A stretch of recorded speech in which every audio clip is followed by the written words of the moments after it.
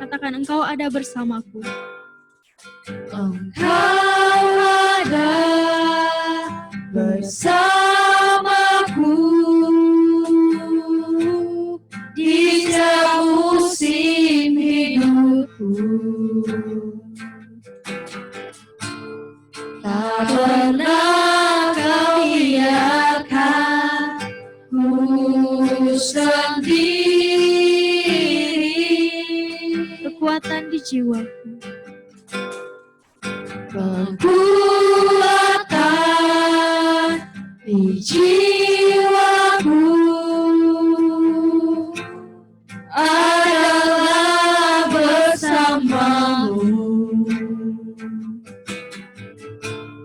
Tak pernah ku ragukan kasih-Mu.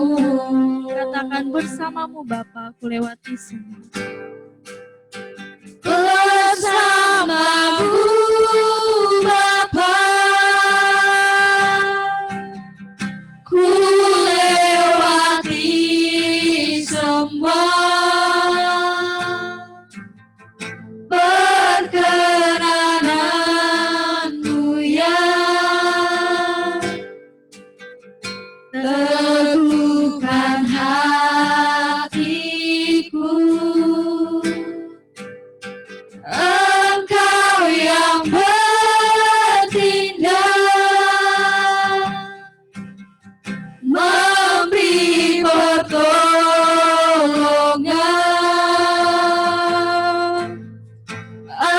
Anugerah-Mu besar melimpah bagiku. Katakan, bersamamu Bapa.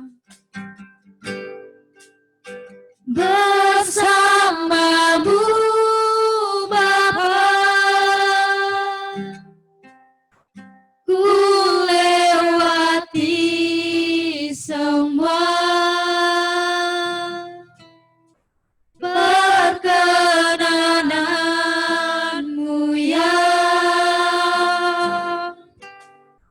teguhkan hatiku. Engkau yang bertindak, memberi pertolongan.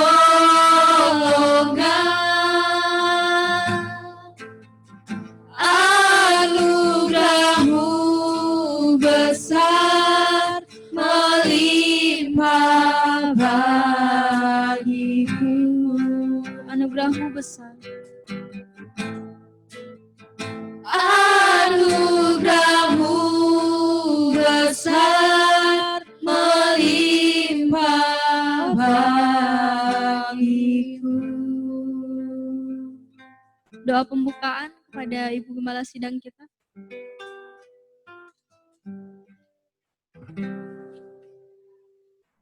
Baik, mari kita berdoa. Bapa di surga, kami datang kepada Tuhan mengucap syukur. Kalau malam hari ini kami boleh ada di tempat kami masing-masing untuk kami bersekutu bersama-sama karena kami tahu bahwa waktu, tempat, dan keadaan tidak membatasi kami untuk kami bersekutu bersama-sama. Tuhan hadir dimanapun kami berada dan kami percaya bahwa Roh Kudus Tuhan memimpin dan menyertai kami sehingga kami boleh diberkati di dalam ibadah malam hari ini. Sebelum lebih jauh kami memulai, kami serahkan ke dalam tangan Tuhan semua rangkaian acara ini. Puji-pujian yang akan kami naikkan, kami persembahkan untuk Tuhan. Dan juga firman Tuhan, terlebih yang akan kami dengarkan, biarlah boleh menguatkan kami, meneguhkan iman kami. Berdoa untuk hamba-Mu yang menyampaikan buat kami. Tuhan urapi dengan hikmat yang daripada Tuhan. Dan kami semua boleh diberkati di dalamnya. Kami berdoa juga untuk jaringan ini ya Tuhan, supaya tidak terganggu dan tidak menghalangi ibadah kami. Berdoa untuk semua kami yang hadir pada malam hari ini, biarlah Tuhan memberkati kami. Terima kasih Bapa di surga, terpujilah nama-Mu. Di dalam nama Tuhan Yesus kami sudah berdoa dan mengucap syukur. Amin. Baiklah, saat ini kita akan mempersiapkan hati dan pikiran kita untuk kita menerima firman Tuhan. Namun sebelumnya saya menginformasikan kepada teman-teman bahwa selesai firman Tuhan nanti akan ada sesi tanya jawab. Jadi dipersilakan kepada teman-teman untuk boleh mempersiapkan pertanyaannya, baik yang berkenaan dengan firman Tuhan yang akan disampaikan maupun hal-hal lain yang dianggap perlu untuk ditanyakan. Kami persilakan untuk dipersiapkan dari sekarang, dan kita akan persiapkan hati dan pikiran kita untuk mendengarkan firman Tuhan, diiringi oleh pujian yang mengatakan, "Ku percaya, sungguh besar setiamu."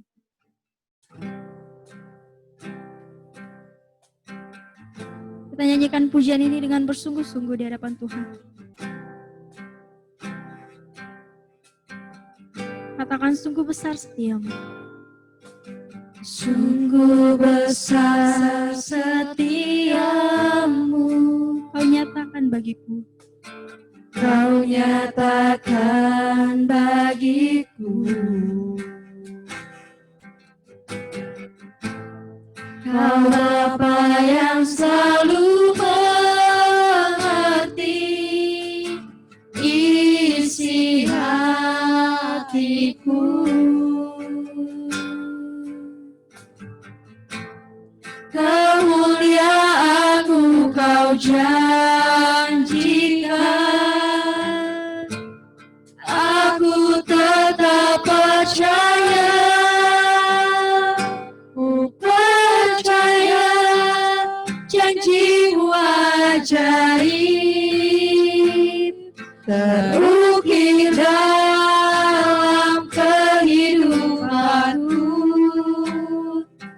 Ku berserah di dalam kekuatan-Mu, hanya Kau segalanya bagiku. Ku percaya janji-Mu ajaib terukir dalam kehidupanku. Ku berserah di dalam kekuatan-Mu, ku percaya.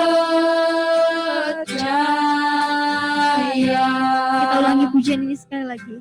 Katakan, "Sungguh besar setiamu." Sungguh besar setiamu, Kau nyatakan bagiku. Kau nyatakan bagiku. Kau Bapa yang selalu mengerti isi hatiku.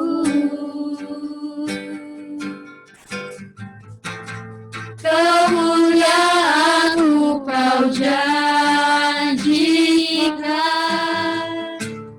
aku tetap percaya. Ku percaya janji-Mu ajaib terukir dalam kehidupanku. Ku berserah di dalam kekuatan-Mu, hanya Kau segalanya bagiku.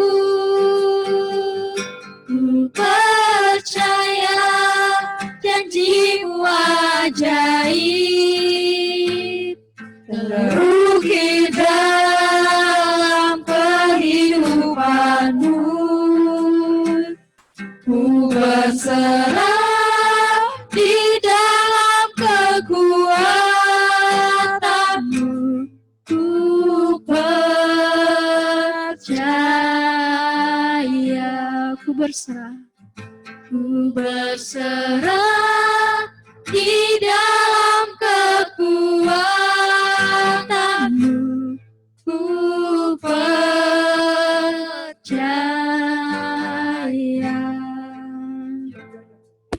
Pada Bapak Pendeta Daniel Ronda kami persilakan.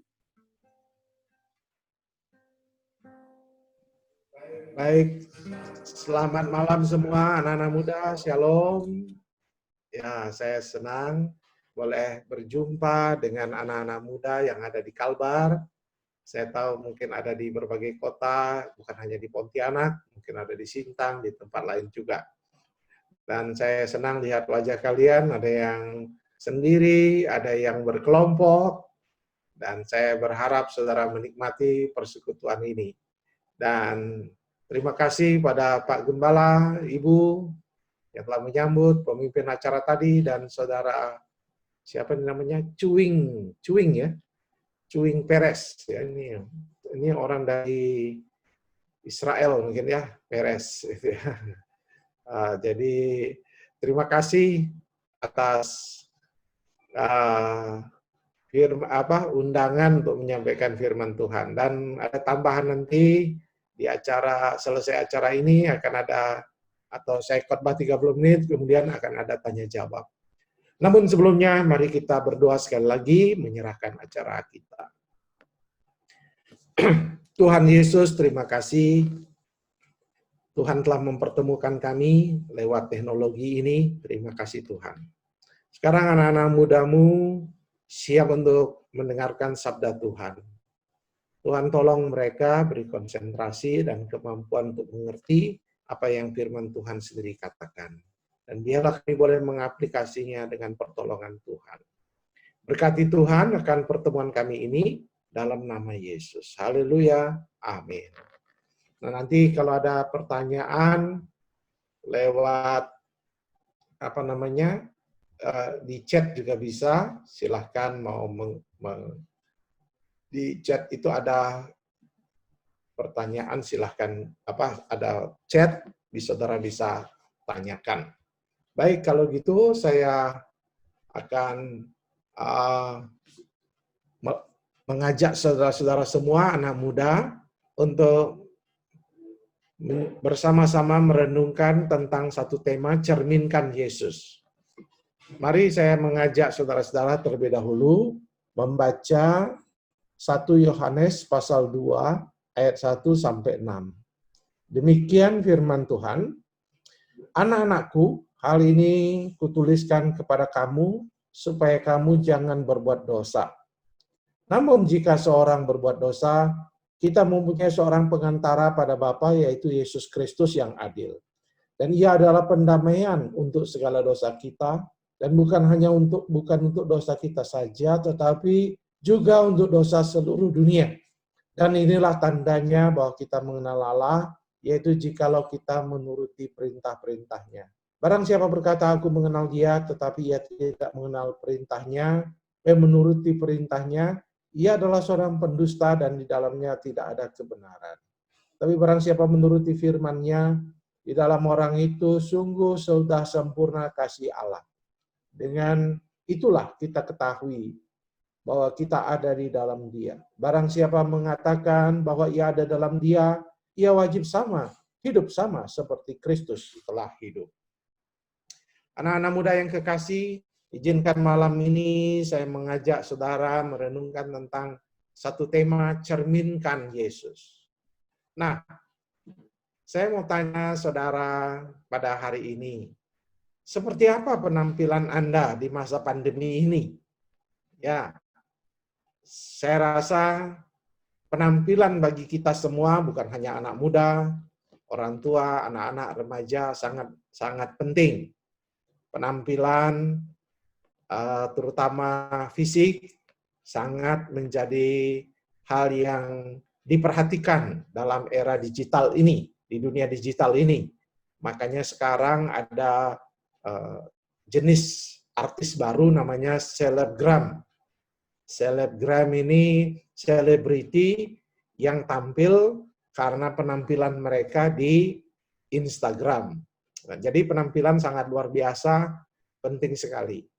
Nah, pertanyaannya apakah orang Kristen perlu penampilan? Saya mendorong anak muda jangan menyalahkan penampilan, justru penampilan itu sangat penting sekali. Jadi penampilan fisik itu penting sekali, penampilan kita sebagai orang yang tampak bukan hanya wajah ya, tapi seluruh pakaian kita dan sebagainya juga penting sekali. Karena apa? Karena memang dalam dunia digital sekarang, orang juga bukan hanya menilai dari segi kualitas intelektualnya, misalnya kalau mencari pekerjaan, tetapi juga orang memperhatikan penampilan fisik. Kita ingat Tuhan menciptakan kita berharga, tidak ada yang jelek, semuanya baik, tapi kita tinggal mengolahnya. Bagaimana kita kelola penampilan kita. Dan saya yakin semua kita yang tadi sebelum tampil di kamera, semuanya sudah berhias, berpenampilan, sehingga saya lihat begitu gagah, ganteng, cantik, dan semuanya nampak ya. Ada apa namanya penampilan yang perlu diperhatikan. Nah, dalam dunia pekerjaan, ketika melamar pekerjaan, penampilan juga penting. Kalau kita melihat buku-buku tentang mencari pekerjaan, penampilan waktu wawancara juga penting.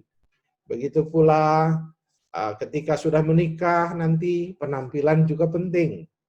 Dan seterusnya.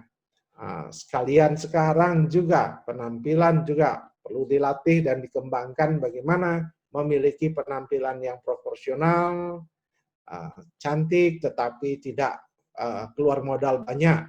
Ya, karena memang untuk menjadi berpenampilan menarik biasanya perlu modal banyak, tapi saudara bisa sekarang menyiasatinya.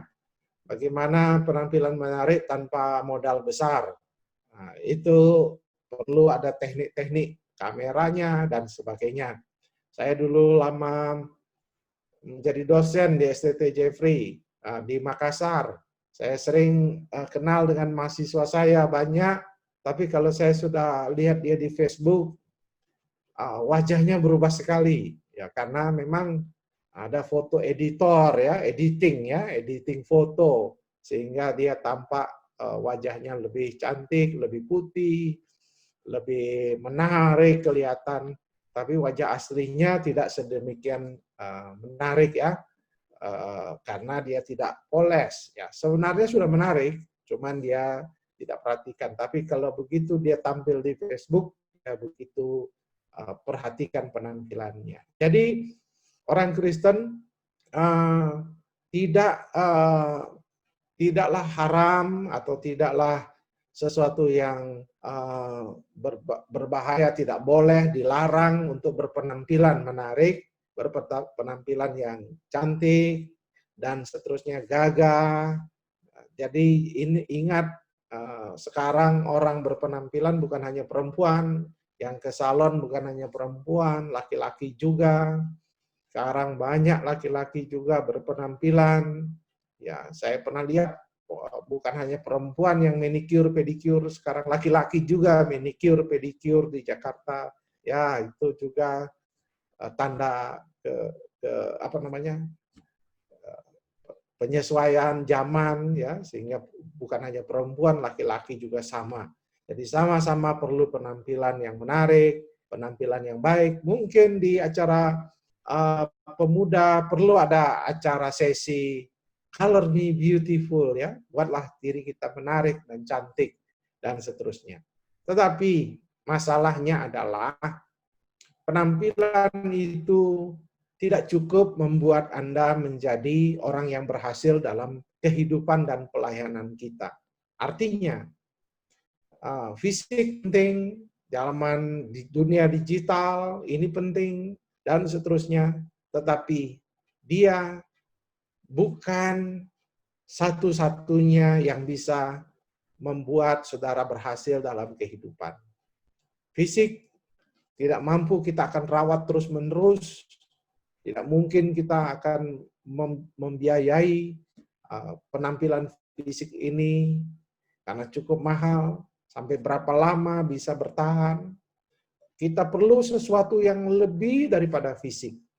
Kita perlu sesuatu yang lebih lagi untuk membuat kesarjanaan kita, pendidikan kita, kehidupan kita, masa depan kita jauh lebih berhasil.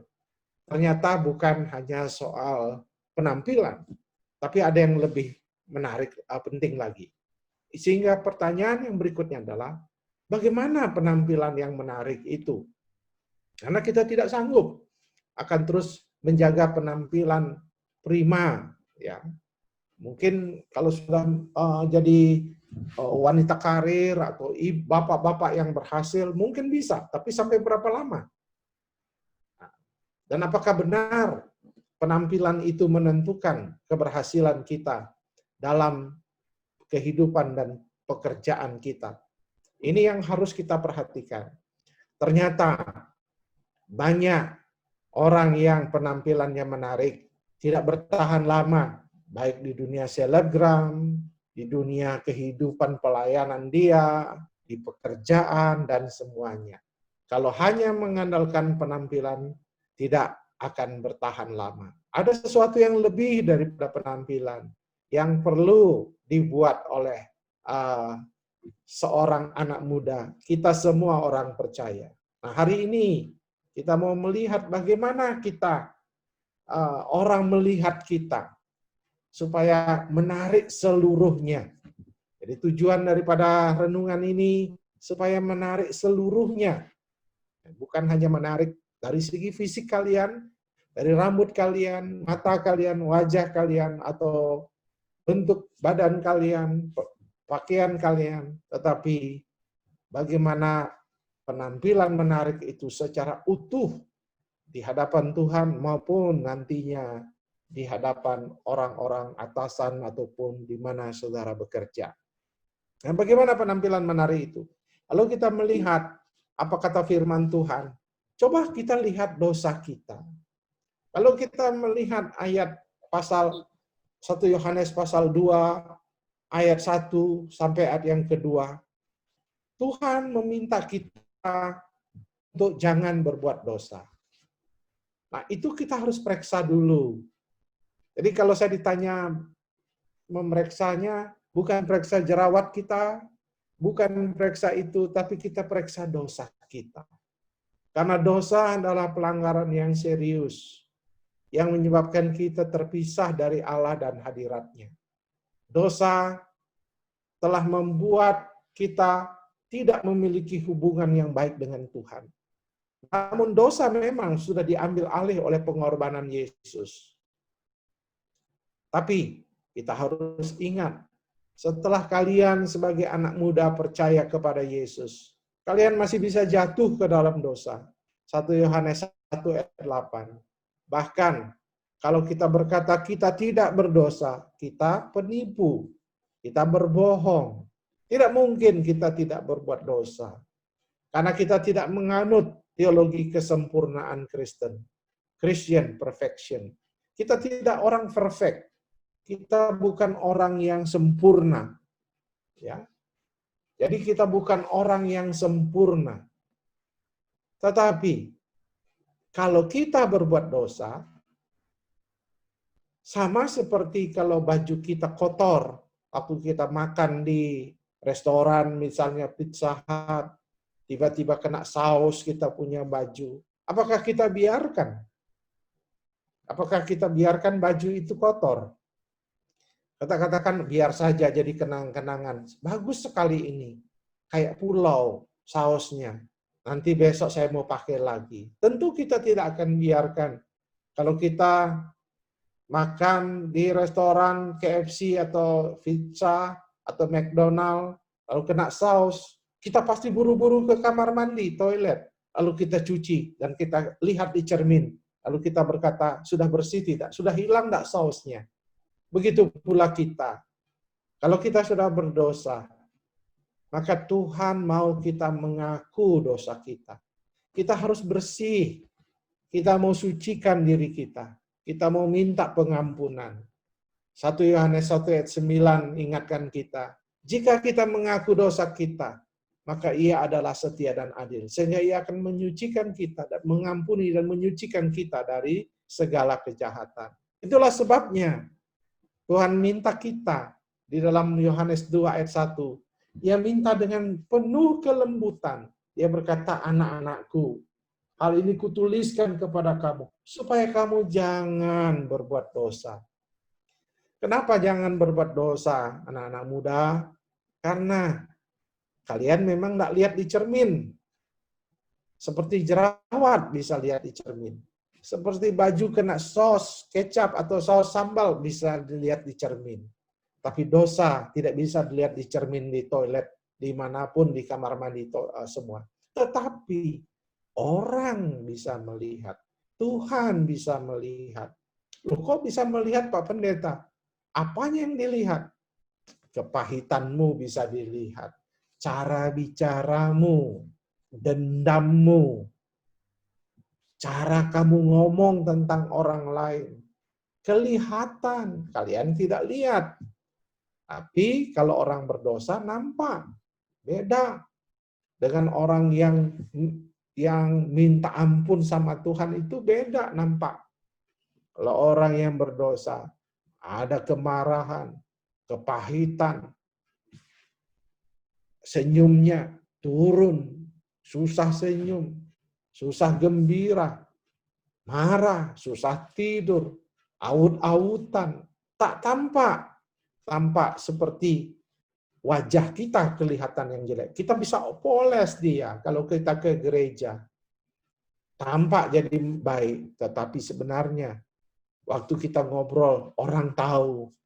Waktu atasan kita, waktu dosen kita, waktu guru kita ngomong, kita ada roh pemberontakan, roh melawan, roh ingin menjatuhkan, ingin menggosipkan, ingin menghancurkan, ingin menyakiti, dan seterusnya. Sehingga kalian tak tampak, tapi Tuhan tampak. Orang lain lihat kalau kalian tidak periksa dosa. Jadi dosa penting untuk dilihat ya. Dosa harus dilihat. Apa itu dosa? Apa saja dosa, Pak Pendeta? Apa saja yang kalian buat? Bisa jadi kemarahan yang belum kalian selesaikan. Bisa jadi itu dendam. Bisa jadi itu kemarahan pada orang tua. Bisa jadi itu godaan. Kalian melakukan hal-hal yang sembunyi, yang tidak memuliakan Tuhan. Bisa jadi itu pornografi dan sebagainya. Kalian tak lihat diri saudara. Lihat di cermin sepertinya tetap ganteng, sepertinya tetap cantik. Tapi di mata Tuhan dan di mata teman-teman, orang-orang di sekitar Anda dilihat sesuatu ada yang salah dalam hidup saudara. Jadi periksalah dosa itu ya di hadapan Tuhan. Selanjutnya, kita di masa pandemi ini, bisakah kita lalu bercermin sekarang? Dosa apa yang sudah saya buat? Dosa apa yang kalian buat? Pak Pendeta pernah berdosa? Masih, pasti bisa. Tapi Tuhan ingatkan untuk datang minta ampun sama Tuhan. Kita minta, Tuhan, periksalah hidupku. Ujilah aku, lihatlah hatiku Tuhan.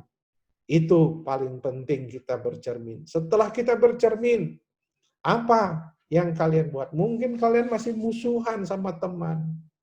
Mungkin kalian melakukan hal-hal yang tidak berkenan kepada Tuhan. Mungkin kalian berpacaran dengan kelewat batas, tidak tahu. Tetapi kita harus bercermin kepada Tuhan dan katakan, Tuhan, Tuhan kasihanilah saya. Saya minta belas kasihan-Mu, ya. Kita selalu minta. Nah, tapi ingat, ketika kita minta belas kasihan Tuhan, ingat Allah kita itu adalah Allah yang adil. Kenapa kita harus minta ampun sama Tuhan? Karena setiap dosa memiliki konsekuensi. Tidak ada dosa yang tidak ada konsekuensi hukum ya. Semuanya ada konsekuensinya. Misalnya dalam masa pandemi ini, kalian orang tua kalian mungkin kalian mendengar bagaimana mungkin kalian meragukan penyertaan Tuhan. Kalau ada pandemi, kenapa bisa ada masalah seperti ini? Mungkin saudara meragukan. Mungkin di masa pandemi ini justru kita tergoda untuk menjauh dari Tuhan dan mulai menikmati kesenangan yang menjerumuskan. Apakah itu terjadi dalam hidup saudara? Ingat, dalam masa pandemi ini, tidak semua orang tertarik cari Tuhan. Banyak yang meninggalkan Tuhan dan senang. Dia bilang, wah syukur tidak ke gereja lagi. Syukur tidak beribadah. Dan seterusnya. Memang ada yang datang kepada Tuhan dengan kesungguhan hati. Tapi tidak sedikit yang meninggalkan Tuhan. Tapi ingat, kalian harus ingat kata firman Tuhan di sini. Bahwa Allah kita adalah Allah yang adil. Dikatakan Yesus Kristus yang adil. Memang dia mengampuni ya. Kalian diampuni, tapi setiap dosa ada konsekuensinya. Sama seperti kalian kena pisau lalu terluka, pasti masih meninggalkan bekas. Begitulah konsekuensi daripada sebuah dosa. Saya tidak mau kalian salah paham. Wah, kalau begitu saya tidak mau ke gereja karena kalau saya bicara lalu di gereja suka dituduh-tuduh. Suka dihakimi, suka dikata-katai tentang dosa. Kita tidak sedang membicarakan dan mau menjatuhkan kalian. Ini bicara tentang kalian, sekalipun kalian tidak ke gereja, sekalipun kalian bukan orang beragama misalnya, tetap dosa selalu ada akibatnya. Dapatkah saudara membunuh orang lain lalu saudara akan bebas? Tidak. Sekalipun saudara bukan beragama Kristen, setiap dosa pasti ada konsekuensinya. Apalagi kita orang Kristen yang percaya kepada Yesus. Justru kita ada pengampunan. Tidak ada istilah melanggar itu. Dosa itu hanya dibicarakan untuk orang Kristen. Dosa itu untuk seluruh dunia. Entah dia Kristen, bukan Kristen, dia tidak mau beragama sekalipun. Setiap dosa pasti ada konsekuensinya. Dia buat salah, pasti kena akibatnya. Tidak mungkin tidak. Jadi ini bukan soal Kristen atau tidak Kristennya ya. Tapi kita juga harus ingat, kita tidak sedang menuduh kalian. Karena saya pun, kita semua pun adalah orang yang hanya hidup oleh anugerah. Kita semua sudah berbuat dosa. Itu sebabnya kami, para hamba Tuhan, tidak akan memarahi kalian. Tapi justru kalian harus datang bersama kami membantu untuk datang kembali kepada Tuhan. Hanya itu tujuan kami. Jadi ingat, setiap dosa harus pasti ada akibatnya. Jadi kalian harus bercermin dosa kalian. Sehingga hari ini saya mau tanya, kalian apakah ada kalian berdosa? Tidak usah jawab, tidak usah angkat tangan, tidak usah cerita sama teman. Cukup datang kepada Tuhan. Datanglah kepada Bapa, kata Yesus, kata firman Tuhan. Kita mempunyai seorang pengantara pada Bapa, yaitu Yesus Kristus. Kenapa disebut Bapa? Supaya ada relasi di situ. Dia pengantara, advokat, pembela, pemelihara. Yesus sudah mengambil alih keadilan Allah dan menyatakan kasih-Nya kepada kita.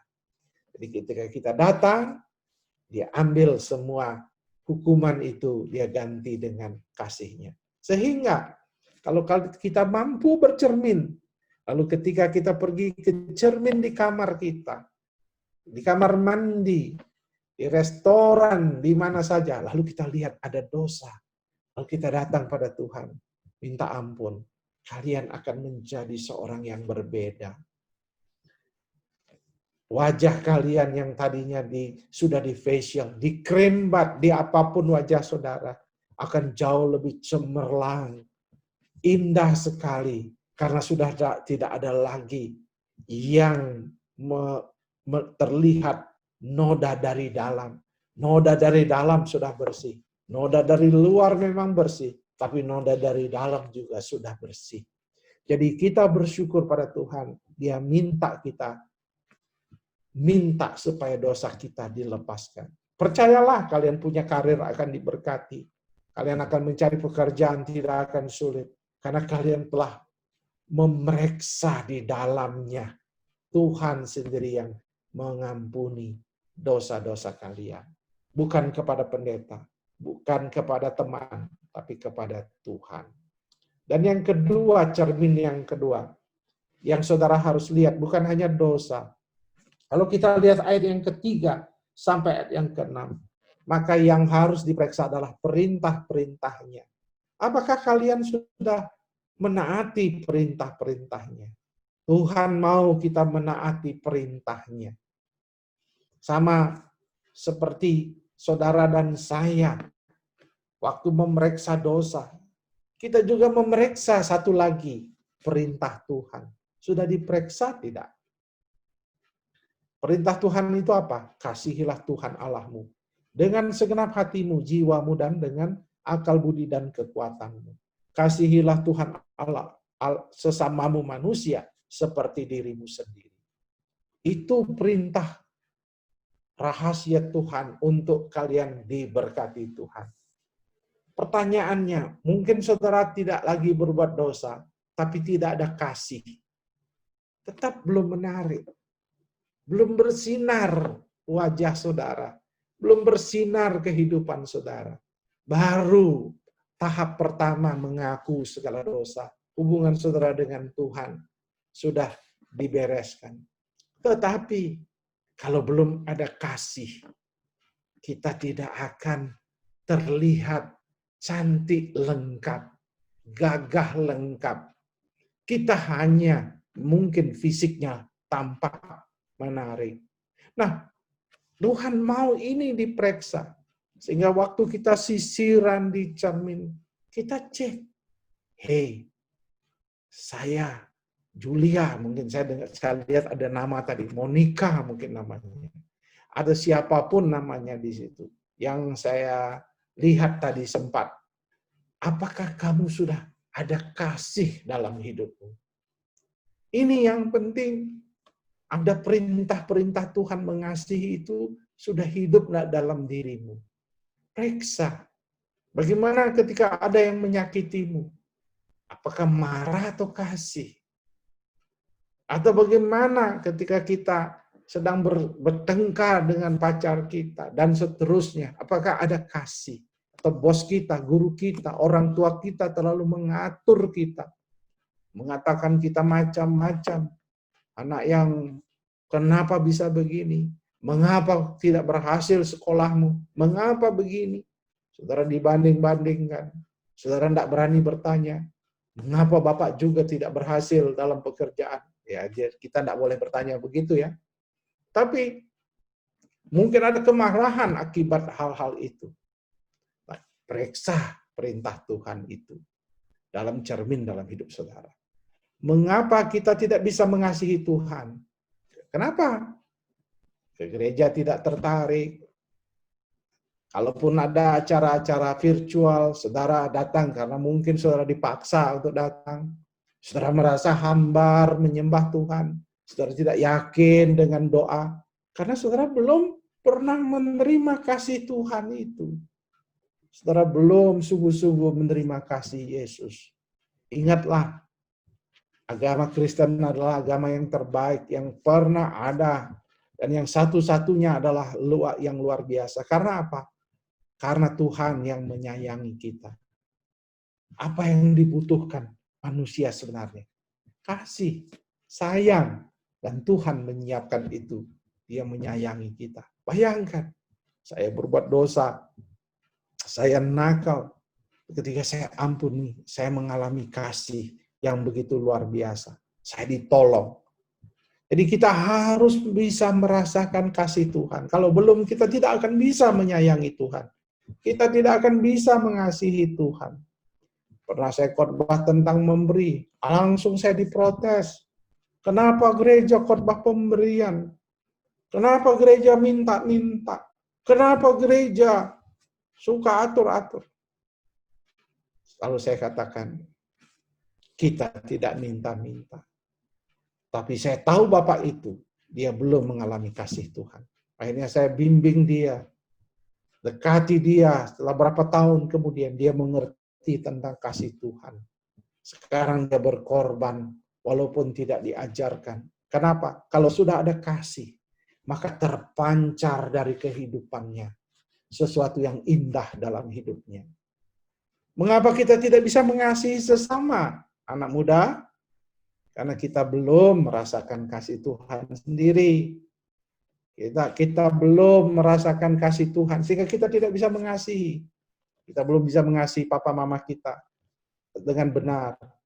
Teman-teman kita. Oh, kita lihat teman kita punya sepeda baru yang bagus. Sekarang di Jakarta lagi musim sepeda. Saya tidak tahu di Pontianak apa kalian suka main sepeda atau tidak. Tapi orang muda di Jakarta lagi suka gandrung sepeda.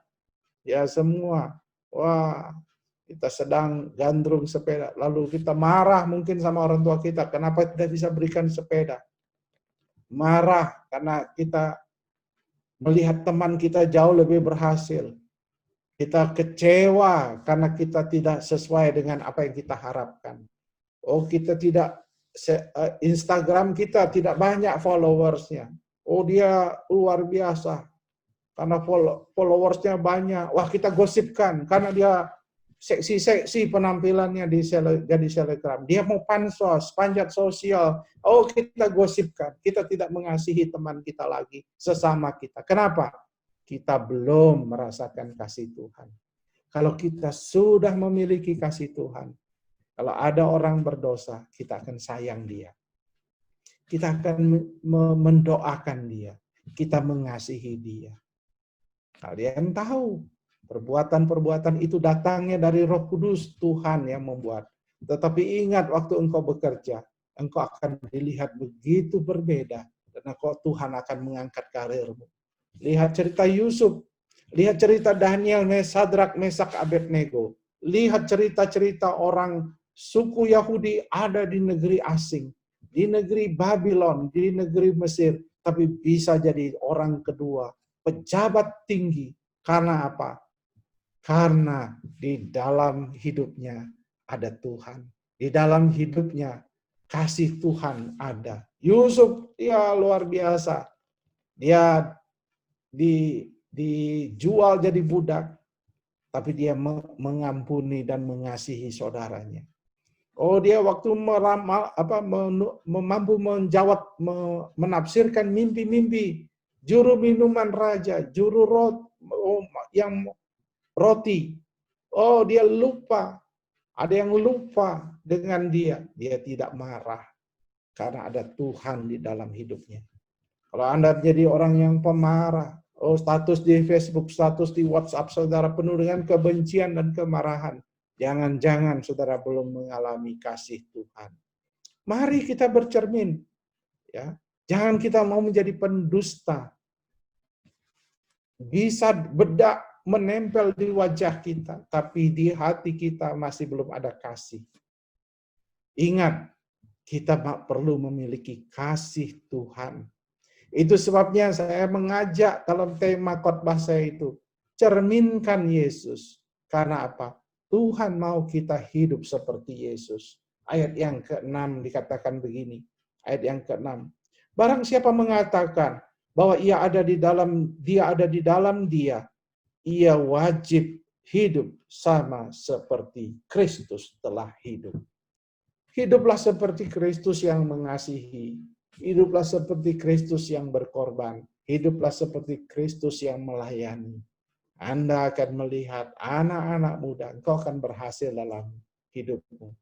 Kalau engkau akan terlibat dalam pelayanan politik, pasti politikmu akan berhasil. Kalau kalian mau menjadi PNS, kalian mau jadi pengusaha, entrepreneur, mungkin ada yang mau jadi YouTuber atau gamers, terserah. Saya tidak tahu apa yang saudara inginkan dalam hidup ini. Tapi berdoa. Tapi kalau engkau punya kasih Tuhan, engkau taat sama Tuhan, engkau perintah-perintahnya engkau turuti, engkau akan memiliki penampilan yang sangat indah sekali.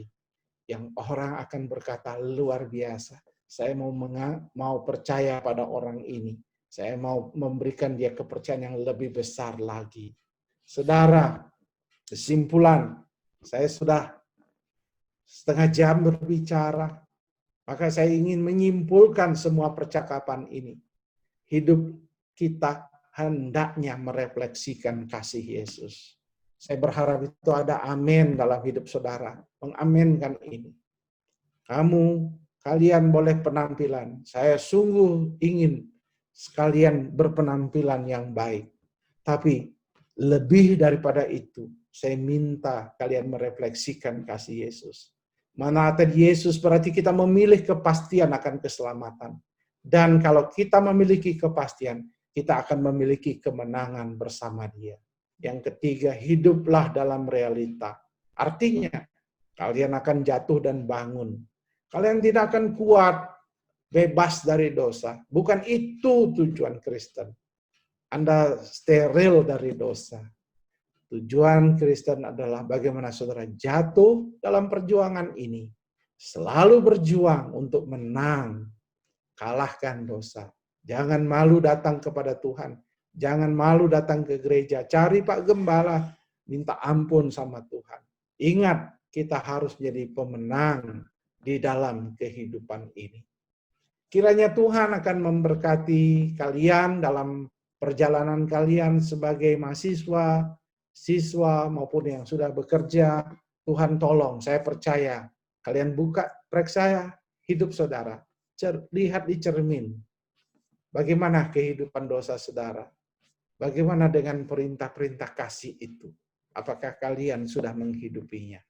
Inilah yang Tuhan mau malam ini saya sampaikan. Kiranya Tuhan menolong saudara. Sebelum tanya jawab, marilah kita berdoa terlebih dahulu. Saya akan pimpin saudara di dalam doa. Mari kita berdoa ya. Tuhan Yesus, terima kasih. Saya sudah melihat banyak anak muda yang ada di sekitar.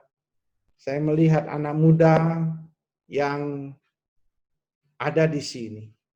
Terima kasih ada yang berkelompok mendengarkan, ada yang sendiri di rumah mereka, dan ada yang di gereja. Saya mengangkat tangan dengan menumpangkan tangan. Tuhan berkati anak-anak muda ini. Tuhan berkati masa muda mereka. Berkati pendidikan mereka. Jangan mereka alergi datang ke gereja dan mengatakan, saya dituduh, dihakimi. Tuhan tidak menuduh.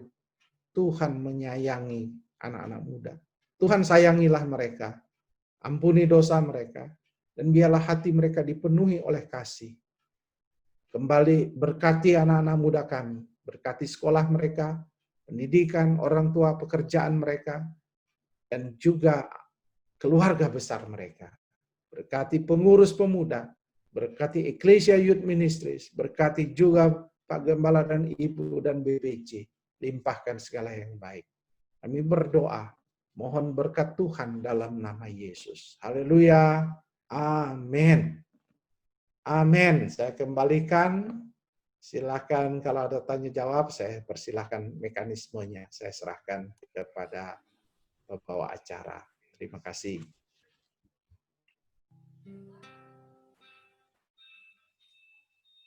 Baiklah, teman-teman yang ingin bertanya,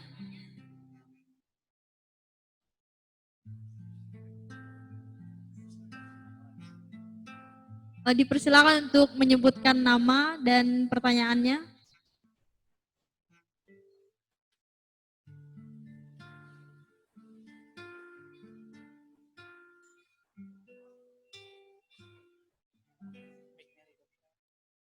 Diaktifkan saja mic-nya ya.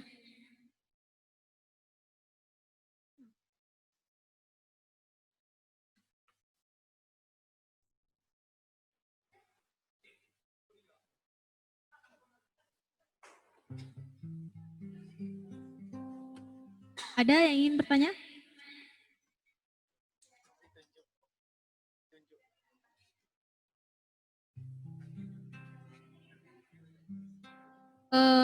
Melki, ya.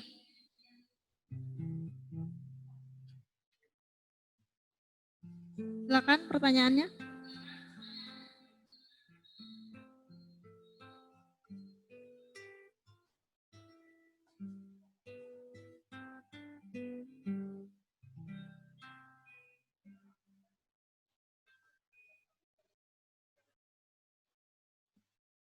Dari jauh, mau dari Gracia saya.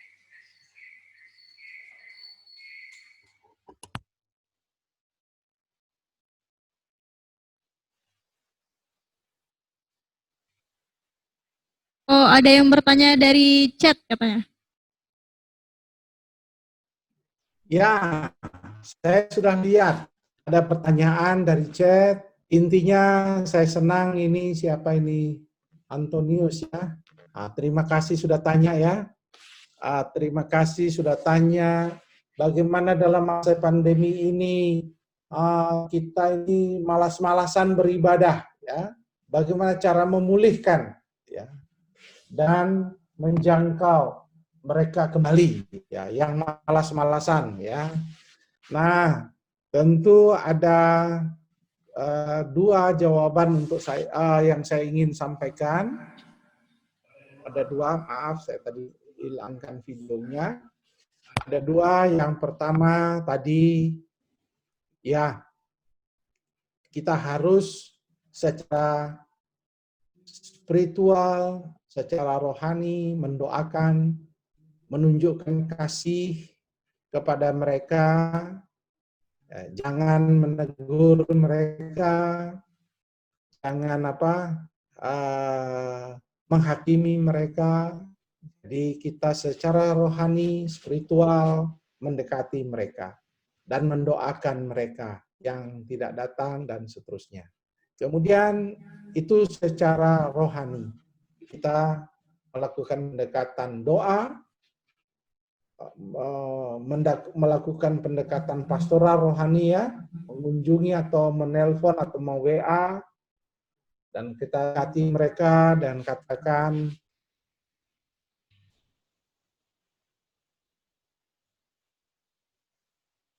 kalian pelayanan, ini bagian pertama tentang kerohanian. Yang ketiga, kalian kirim yang rohani, mengirim ayat-ayat firman dan sebagainya untuk menolong, minta Roh Kudus bekerja. Mungkin 1-2 kali, 2 bulan dia tidak akan respon, jangan putus asa, kirimkan saja. Satu ketika Tuhan akan jamah dia. Keep contact, itu yang pertama. Bagian yang kedua adalah namanya bagian evaluasi.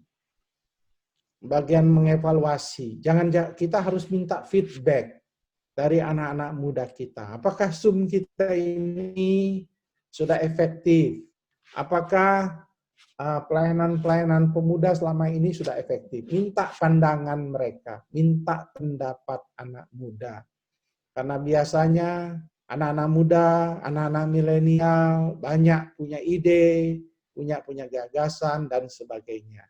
Jadi kita coba akomodasi, feedback, evaluasi. Nah, karena gereja yang tidak boleh berubah adalah Injil. Yang tidak boleh berubah adalah Alkitab, firman Allah tidak boleh berubah. Pekabaran Injil itu harus. Terima Tuhan Yesus sebagai Tuhan dan Juru Selamat, itu penting. Tapi cara kita beribadah, tekniknya, pasti kita bisa kreatif dan seterusnya. Saya rasa itu ya. Terima kasih, pertanyaan yang menarik, yang bagus sekali. Kiranya Eklesia akan, namanya juga sudah bagus, sudah kreatif ya, pakai bahasa Inggris. Supaya anak-anak muda tertarik ya. Itu sudah bagus namanya, Ecclesia Youth Ministries ya, untuk menjangkau kaum milenial kita ya. Oke, ada pertanyaan berikutnya. Ya, melenceng dari topik katanya. Ya. Oh, minta doa. Oke lah. Ada minta doa, bukan pertanyaan ya. Oke. Berikutnya yang kedua tadi from Zamo, istri Pak Pendeta Yefta Yohanes sekarang di rumah sakit makronis batu empedu, kista hati sama pembengkakan jantung. Jadi kita doakan ya. Anak muda tolong doakan istri Pak Pendeta Yefta Yohanes. Nah, bagaimana dari Ecclesia Youth Ministry, bagaimana menghadapi orang-orang yang katanya taat peraturan dalam new normal, tapi keluar rumah, nongkrong, tapi melalaikan ibadah. Ya ini dia lebih suka nongkrong ya, mungkin dia bosan di rumah ya, jadi dia tidak beribadah lagi ya. Nah jadi kalian juga harus tanya, memang ini masa berat ya. Dulu cari pacar di gereja ya, sekarang cari pacar enggak dapat di gereja, jadi dia nongkrong di tempat lain mungkin ya. Jadi itu sebabnya dia tidak ke gereja ya, saya tidak tahu apa sebabnya.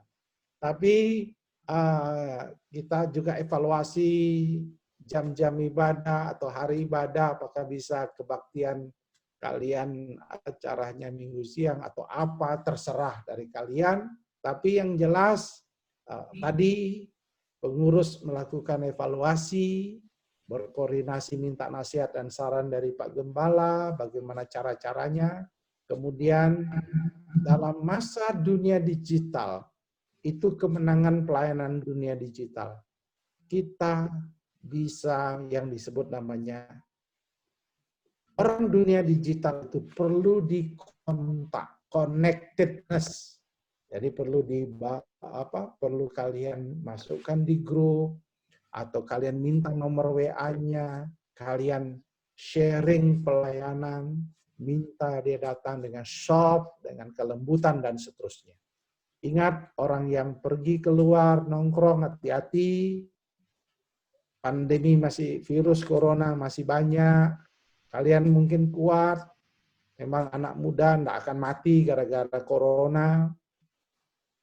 Tapi kalau ditangani dengan baik, tidak mati. Tetapi kalian membawa bisa penyakit pada orang tua kalian.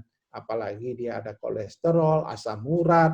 Nah, kalau dia yang kena corona, bisa COVID ya. Itu masalahnya. Jadi anak-anak muda bisa menjadi pembawa. Saya sudah melayani begitu banyak. Ada 40 gembala kami dan keluarganya kena COVID. 3 minggu lalu saya mendoakan satu keluarga kena COVID. Anak-anak muda, anak-anaknya yang kena COVID hanya demam, hanya biasa saja dikasih obat, isolasi sudah bisa sembuh. Tapi orang tuanya hampir saja meninggal. Kena ventilator, pakai ventilator karena ada kolesterol dan jantung ya. Jadi hati-hati anak muda, selamatkanlah orang-orang tua kalian, adik-adik kalian di rumah. Jangan jalan-jalan terus, cari Tuhan. Dan terutama para pengurus connectedness, itu penting, prinsip connectedness. Mengkoneksikan diri dengan anak-anak muda. Jangan marahi mereka, kasihi mereka, cari mereka. Ya, oke, syukur lihat kalian ada di sini. Yang lain mungkin sedang ada nongkrong-nongkrong mungkin di Jalan Gajah Mada di Pontianak ya. Saya juga rindu makan-makan enak juga di sana ya. Saya sering ke Pontianak ya. Pak Gembala juga sering ajak makan enak juga di sana. Nah, berikutnya ada pertanyaan lagi. Ya, mana nih? Anak-anak muda dari Gracia minta memenuhi undangan pelayanan. Ya, dari Gracia selamat ya. Minta juga katanya ya. Oh, ini Antonius ini ya. Ya, siap. Kalau Oke. Kemudian mau bertanya, ya. Banyak GKI yang belum ada ibadah pemuda dalam masa ini ya. Dengan berbagai alasan. Namun sebagai pengurus muda, apa yang dapat dilakukan? Karena belum diperbolehkan. Ya, memang ini serba sulit ya. Situasi ini serba sulit. Kalian anak muda mungkin sadar bahwa serba sulit situasi ini. Karena kalian punya fisik pasti kuat, pasti bagus. Kalian kalau kena COVID palingan demam, pusing, tidak ada penciuman, tapi dikasih obat, dikasih vitamin, isolasi, kalian sembuh. Tetapi kalian memiliki peluang membawa COVID virus itu kepada keluarga. Mungkin itu pertimbangan gereja. Jadi kalian bisa melakukan pelayanan kreatif seperti ini. Kalian bisa melakukan pelayanan kreatif seperti Facebook, live streaming, dan juga kalian bisa membuat namanya kelompok-kelompok kecil saja, pemuridan misalnya ya. Kalian ketemu di mana pakai sanitizer, pakai masker, face shield kalau perlu, kumpul di mana, kelompok-kelompok kecil boleh kalian buat ya. Ini kesempatan untuk membuat kelompok-kelompok kecil. Saya lihat ada yang kelompok di ibadah, bagus sekali itu. Tapi kalian ingat bermasker ya, jangan dekat-dekat nanti bisa tertular ya. Jaga jarak dan seterusnya. Jadi buatlah kelompok-kelompok kecil, sharing, mendoakan. Seperti kisah para rasul, gereja di rumah ya. Gereja di rumah kalian itu di rumah nanti zaman para rasul kita buat kelompok kecil jauh lebih efektif juga ya. Jadi kalian bisa mengembangkan pelayanan kelompok kecil selama belum ibadah dimulai ya. Jadi pengurus membuat ibadah kelompok. Jadi itu memang itu serba dilema ya. Sedangkan kami di pusat sini saja perintah lurah di sini belum memperbolehkan karena kami kena zona merah ya. Ada di daerah kami ini ada 40 orang kena COVID ya. 44 kena COVID. Jadi ini juga suatu hikmat dari kita. Jadi dalam masa pandemi ini kita ya istilahnya pengertianlah dalam menghadapi situasi yang ini. Karena ada banyak orang tua kita juga takut di gereja, buat ini nanti anak mudanya kena dan sebagainya, ya kita memaklumkan. Jadi kita buat kelompok kecil, kelompok-kelompok yang penting protokol kesehatan dilakukan. Jadi itu seperti itu, teman-teman. Saya belum lihat ada pertanyaan lagi nih. Ada lagi? Oke. Belum ada lagi pertanyaan? Oke, ada lagi yang bertanya. Tapi kalau ada pertanyaan secara lisan juga boleh. Karena kami rindu juga dengar suara saudara, bukan hanya Nona yang tadi menyanyi worship saja ya, tetapi siapa lagi yang mau bicara boleh. Saya senang jumpa anak muda.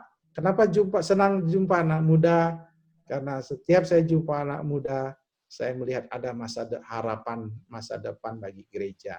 Kalian akan menjadi tiang-tiang gereja yang akan meneruskan perjalanan sejarah misi untuk mencari jiwa yang terhilang. Dan percayalah, kalian ada di gereja, tidak akan kalian gagal dalam kehidupan saudara. Percaya saya. Sekalipun kalian jatuh bangun, asal sekalian cari Tuhan, Tuhan jaga saudara. Oke? Ada yang sudah mulai buka mic-nya, silakan. Ada yang bertanya lagi? Kalau tidak, saya kembalikan. Saya siap menjawab, tapi kalau tidak ada tentu kita tidak bertanya jawab. Nanti di mana ini? GKI Gracia, saya siap ya. Oke, kalau diundang.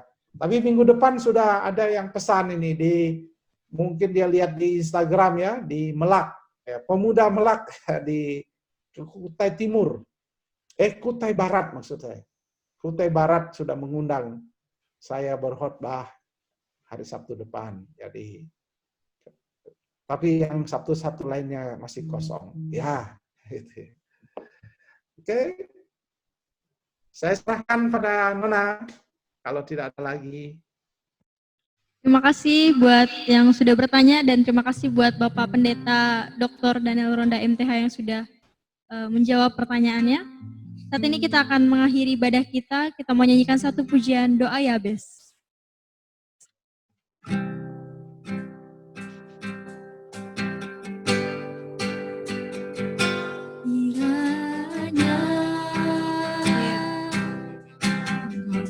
Memberkati aku berlimpah-limpah dan memperluas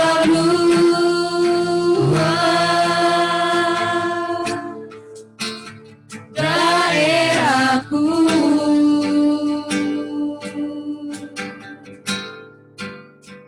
dan kiranya menyertai aku dan melindungi aku daripada malapetaka sehingga kesakitan tidak menimpa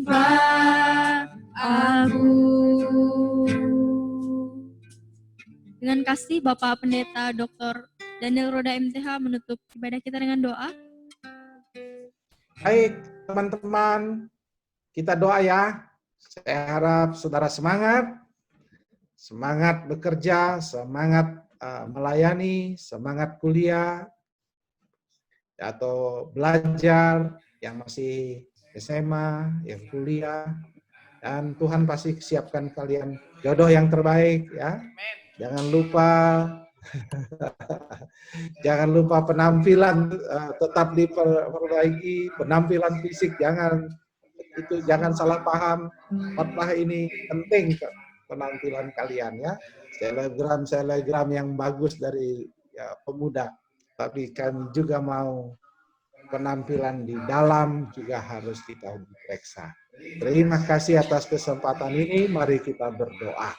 Saya ajak doa kalian ya. Mari kita berdoa. Tuhan, berkatilah teman-teman kami, anak-anak muda yang rela menghabiskan paket data mereka, rela datang menghabiskan waktu mereka, bukan untuk hanya bertatap muka supaya mereka dianggap baik, tapi mereka berkumpul karena Tuhan sayang mereka, Tuhan cinta mereka, Tuhan mengasihi mereka, dan segala pengorbanan mereka tidak akan pernah sia-sia. Oleh sebab itu hamba-Mu berdoa buat mereka. Berkati apa yang mereka kerjakan hari ini. Mungkin mereka lagi sekolah, kuliah, bekerja, sedang cari pekerjaan, sedang cari teman hidup. Tuhan akan siapkan itu. Tuhan akan tolong, Tuhan berkati. Dan kami percaya, kami menyaksikan beberapa tahun kemudian, mereka akan menjadi orang-orang yang menyenangkan hati Tuhan. Orang-orang yang diberkati, orang-orang yang berhasil dalam segala usaha dan apa yang dia lakukan, orang-orang yang mau berbakti kepada orang tua, dan orang-orang yang teguh pelayanan di gereja, dan mati dan setia dalam pelayanan di gereja. Berkati mereka Tuhan, berkati anak-anak muda kami, baik yang mereka mungkin ada di kota Pontianak, ada di Sintang, ada mungkin di kota-kota lain di Kalimantan Barat. Berkati mereka, berkati orang tua mereka. Sekarang kami akan akhiri ibadah kami. Berkati Tuhan akan gerejamu, berkati Ecclesia Youth Ministry, berkati Pak Gembala bersama keluarga, berkati BPC. Kami meminta kiranya damai sejahtera yang daripada Allah, kasih sayang Tuhan Yesus, serta tuntunan Roh Kudus menyertai anak-anak muda kami dengan berkat-berkat yang dari Tuhan Yesus sendiri. Terpujilah Tuhan. Haleluya. Amin. Tuhan memberkati kalian. Amin. Shalom. Ibadah kita selesai, tapi dimohon kepada teman-teman semua untuk tidak keluar dulu karena kita akan ada sesi foto. Dan sebelumnya juga ada Foto ucapan dulu. terima kasih dari Pak Gembala dan Ibu Gembala kita. Ya, yang masih video-videonya harus dibuka. Halo, Shalom. Terima kasih untuk semua teman-teman anak muda.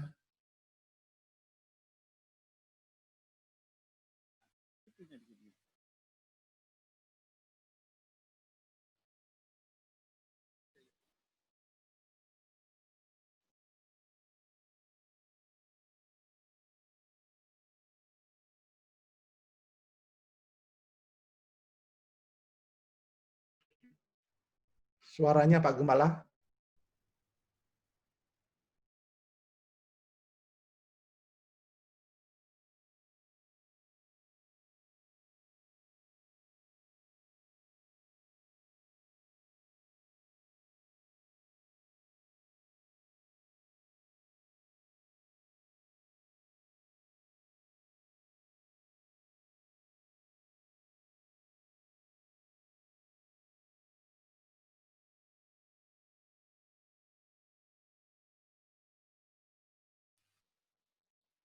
Ya, baik. Oke. Terima kasih kepada semua rekan muda-mudi yang sudah bergabung dalam ibadah Zoom pada malam hari ini bersama Ecclesia Youth Ministry dan juga rekan-rekan dari Gracia Sintang. Dan secara khusus kepada Bapak Ketua Umum, Bapak Pendeta Daniel Ronda yang sudah melayani melalui firman Tuhan. Terima kasih Pak, kami hanya bisa menyampaikan ucapan terima kasih. Dan Tuhan Yesus memberkati, salam untuk keluarga di Jakarta. Dan semoga kedepannya kita bisa bertemu secara langsung dan bisa melayani bersama-sama. Terima kasih, Tuhan Yesus memberkati dan salam.